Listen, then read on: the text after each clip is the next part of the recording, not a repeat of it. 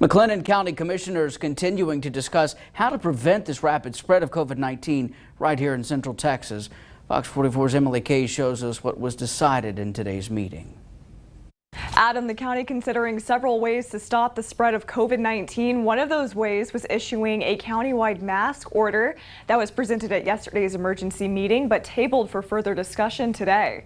We've dramatically increased the number of interactions where people are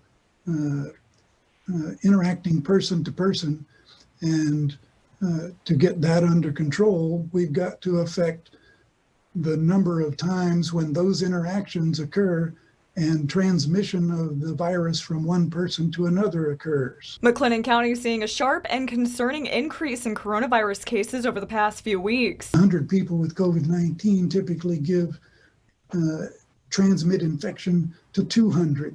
So 100 this week is 200 next week, is 400 next week, is 800.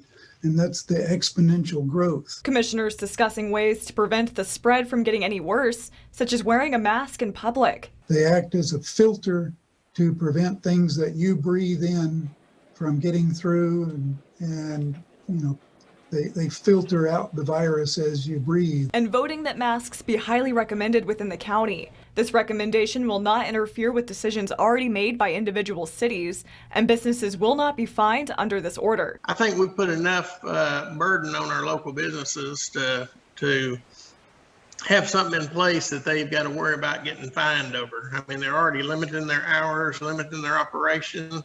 They're struggling to make it as it is. We just don't need to pile anything else on top of them. I think, you know, in a lot of businesses I've been into, you see them every day. They've got the sign on the door. People are wearing masks. I mean, I think people do it on their own. I don't think we really need to mandate it. But if things don't change, the county will come back with stronger guidelines. Commissioners also voting to extend the state of disaster and public health emergency for McLennan County until July 28th. For more information on this meeting, you can head to our website, fox44news.com.